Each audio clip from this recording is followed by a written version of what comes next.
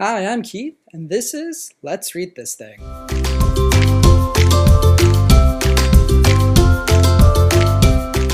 So, on this series, we are going through Lord of the Flies, and we're going to start today with Chapter 1.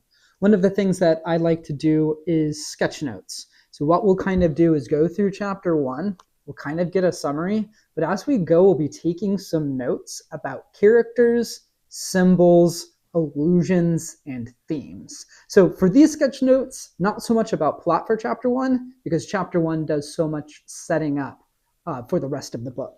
So as we open up the book and go to Chapter 1, first thing I kind of want you to notice on like the very first page is we meet Ralph. And notice how from sentence 1, Ralph is described as fair, right? He's got fair hair, and Golding often describes him as the fair boy.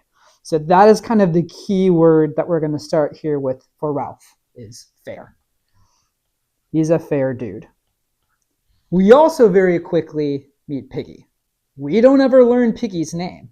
Piggy is kind of defined, and Golding does this absolutely intentionally, by his body shape. I'm going to exaggerate that a bit here, but that's kind of the point, right? Golding's exaggerating too. Notice kind of the keyword that gets used for Piggy here on the first page. Piggy keeps getting referred to as the fat boy. So while Ralph is the fair boy, Piggy gets called the fat boy. Not particularly cool, right? Another thing that pops up right at the beginning here is that line that all around him, all around Ralph, the long scar smashed into the jungle was a bath of heat. So where the plane crashed, there's this long scar kind of coming through the jungle. I absolutely think that Golding makes this a scar on purpose. So as soon as humans show up on what we find to be this island, that is the setting of the story, what's the first thing they do? They scar it. So there's this long scar, and that sets up kind of this idea of man versus nature. Nature is kind of perfect. It's people that come and screw it up. And always a good idea as you do go through these sketch notes is to maybe the first time you take them, draw them out, and then later on go back and kind of add some color, but add some color with intention. As they go through this, the other thing I would kind of notice about Ralph and Piggy is that Ralph kind of tends to be very optimistic about what's going on here and kind of distracted and not wanting to deal with the situation. Where Piggy keeps kind of bringing up the idea that, hey, like I think people have died. Hey, I think we might be in trouble here. One of the things that is a symbol, almost maybe we can get into allusions here, is the fruit that's on the island. So one of the first things that happens is that the fruit, it gets established, makes you have to go to the bathroom. So very quickly, Piggy is saying, that fruit. And he's having to go into the jungle and kind of use the restroom. And as he does so, Ralph ditches him. Ralph walks off, but Piggy keeps finding a way of catching up to him. Another thing that makes Piggy kind of unique is his asthma. Piggy's almost kind of proud of the fact that he has asthma. And with Piggy's accent, Ralph often refers to it as Asmar. We also kind of on page 10 get some really nice description of Ralph. So he's 12 in a few months. Let's just say 12 and a half. This idea that he's growing up. So he's not into teenage. He's kind of almost 12, kind of like it's still like 12 and under, right? It's still the kids menu. He hasn't quite made it to 13. So, but he's a kind of a good looking kid. He's an athletic kid, right? You could see now that he might make a boxer. There was a mildness about his mouth and eyes that proclaimed no devil. There's still some innocence there. And one of the things that Ralph will often do too, to kind of show that he's innocent, is he gets excited and he just like randomly stands on his head. As they are kind of going about meeting each other, they come across this shell, conch or conch, I really don't care what you say. And there's something mystical, there's something almost kind of magical about this shell when they find it, that they just want to have it. And I always like to point out the reason why Ralph gets it is not because he thinks it's, something that's going to be super important. It's shiny, it's pretty, and he wants it. When he pulls it out, Piggy comes up with this idea of, oh yeah, I had a friend who had one of these. You can blow into it and make a sound. Oh, Ralph, that's what you meant when you pulled this out. You came up with this idea to blow into this conch, and that will be like a way for people to find us. And if there are any other survivors, they'll come to us. Great idea, Ralph. Of course, this is not Ralph's idea at all. As they start blowing it, people show up, kind of drawn to the conch, drawn to these guys. So almost immediately, the conch starts getting kind of associated with authority. And it's interesting too, the way that as people start approaching the conch, they almost become more human looking. The children who came along the beach singly or in twos leapt into visibility when they crossed the line from heat haze to nearer sand. Here the eye was first attracted to a black bat-like creature that danced on the sand and only later perceived the body above it. So as they get closer to the conch and the rest of the boys, it's almost like they leap into humanity. They start looking like people again rather than these like dark black creatures.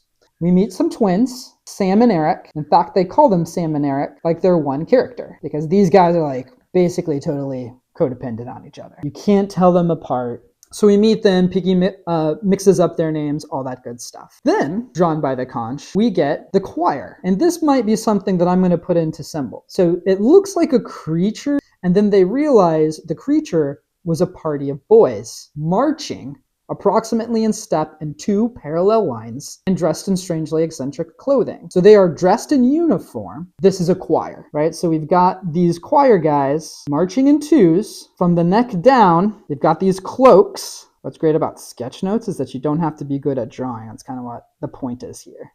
And there's a kid with a golden badge on his cap, and he's the boy who controlled them. He's dressed in the same way, but his cap badge is golden. So he's almost like the leader of the group. So when you think of people dressed identically, marching in tandem in lines, generally what comes to mind is something like an army. So these guys show up, and one of our major characters here we meet is the kid who controls them, Jack. Jack is ugly without silliness, and he's got this wild red hair. In fact, when we first meet him, he doesn't want to be called Jack. He wants to be called Meridu, right? Why? Because that's what you do with adults. You don't call the teacher by their first name. You call the teacher by their last name. The way this guy talks, Ralph's like, hey, this guy knows what he wants. He knows his own mind, right? He doesn't question things. And Ralph kind of admires that. Another guy to kind of notice, but we don't learn that much about him, is this kid who shows up and immediately kind of passes out. Jack says, like, this guy's always throwing a feint. So let's just know that about him right now. He does come into play here a little bit later on in the chapter. Simon. He's one of the choir boys. So here's his hat. And this kind of gets us our main group of characters together. One of the first things they decide to do is decide who's going to be in charge. Let's vote for who's in charge. Jack thinks he should be in charge for 3 reasons. He is chapter chorister, so he's in charge of this section of the chorus, and head boy, he says. And he can sing C sharp. And they vote Ralph. And part of the reason they vote for Ralph is there's a stillness about Ralph, Golding says, that marked him out. There was his size and attractive appearance, and most obscurely, yet most powerfully, there was the conch. So that authority of the conch is kind of what gets Ralph at least partially elected. So this brings us to another one of the themes. So democracy, which Ralph's leadership kind of represents here, versus authoritarianism, and then we'll kind of see that turn into totalitarianism. We see this kind of represented in Jack. We don't need a vote. I have already been given authority, whether you like it or not. So Ralph gets elected, and Jack's immediately unhappy about it. And Ralph can tell that he's unhappy about it, so Ralph tries to give him something. Ralph says, hey, the choir is yours, of course, man. You can make the choir whatever it is you want. And Jack very quickly decides that his choir, they're going to be hunters. So one of the first things that we got to figure out about rescue, and before that, we've got to decide, like, are we on an island? Ralph ends up going, Jack ends up going, and Simon, the kid who's always throwing feints, he ends up going as well. And they go about exploring what they end up kind of verifying as an island. And that kind of will bring us to another symbol. As they're walking around, Golding really makes a point that this island keeps getting better and better. The thing that Ralph had always kind of imagined, that fantasy is now sprung to life. This island is like paradise. They get to hang out, party, have fun, and nobody's going to stop them. Nobody's going to tell them what to do. So that symbol, I'm going to put that very briefly with these allusions as well. Not only do we have some fruit, but we've got this idea of paradise. And you might not notice it too much in chapter 1, but already we're getting some slight mentions of snakes. When Ralph undresses, he undoes the snake clasp of his belt. So a story that has fruit is about paradise and includes a snake or a serpent, the religious story of Adam and Eve. And that story is about loss of innocence. It's also a story about kind of original sin, the first people and the first kind of screw up, mess up sin that they do. The idea that because Adam and Eve screwed up, and we are ancestors of Adam and Eve, we're all kind of destined to screw up too. This will take us to the next theme. As these guys go about exploring the island, there's this moment where they find this huge boulder, and they just decide that they are going to push it. That rock just smashes a deep hole in the canopy of the forest. Golding writes, "Echoes and birds flew. White and pink dust floated. The forest further down shook as with the passage of an enraged monster. Then the island was still." And one of the boys even says, "like a bomb." So they're having fun. They're having a good time. But by pushing over this rock, they've done some destruction of nature. And in their minds, it's just a good time, right? They go about, they're checking out the island. They notice that there's a coral reef that surrounds it. They get to the top of this mountain, Ralph, Jack, and Simon. And when they get to the top of the mountain, Ralph just kind of proclaims, "This belongs to us." Then later on, he's like, "Hey, we'll check and see. There's no village smoke boats. I'm pretty sure this is inhabited." Kind of without truly knowing if there's other people on this island or not, decides we own this. That's called colonialism. This idea that these British guys show up on this inhabited island and they just immediately assert their dominance over it. They immediately assert control over it.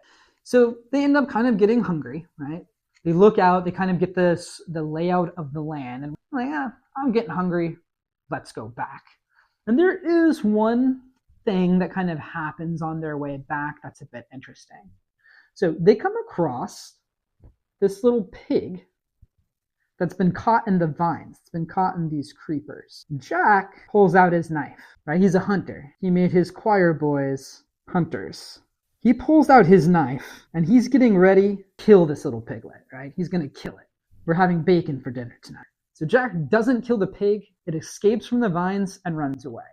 And he can't really say aloud why he couldn't do it. But, Golding writes, they knew very well why he hadn't. Because of the enormity of the knife descending and cutting into living flesh. Because of the unbearable blood. Golding's going to make some points. There's going to be some themes here about violence, or maybe even the consequences of violence. So this idea of Jack kind of trying to build himself up to being able to exert some violence, be able to do this harm, despite not really knowing what he's doing. At some point later in the book is a promise he kind of makes to the guys around him and to himself. And that's pretty much how the chapter ends. We learned about Ralph, the fair boy, Piggy, the fat boy, the only kid that kind of shows some intelligence or practicality on the island, Sam and Eric, the twins, codependents. We met Jack, the leader of the choir. We got a sense of Simon. We didn't learn that much about his personality. He's pretty quiet here. We learned that he's a little bit different. He throws feints, and he was one of the guys that went and explored the island with everybody else. Notice the man versus nature themes. How as the boys explore the island and kind of deal with nature, even this pig, right, with Jack at the end of the chapter, how they are doing violence to nature. We're seeing Ralph being elected democratically by his peers, and we're seeing Jack kind of resent that because Jack feels that he was selected by authority. As far as our symbols, you've got the conch. As people got close, the conch brought them together. So when they elected Ralph because he had the conch. So there's something about civilization there. There's something about community there. And there's something about authority there. We saw where the choir marching and being controlled by Jack, then later becoming the hunters, kind of seeing that military kind of idea connected with that. And then as far as the island itself, it is a fantasy made real. It is paradise on earth. And we were seeing some religious allusions as well. Golding called this book mythic, and we're definitely seeing some connections to Adam and Eve and this idea of the loss of innocence, growing up, original sin, all set up. So we'll keep going. We'll dig deeper with chapter 2, and I hope to see you there. I hope that you join me to read this thing.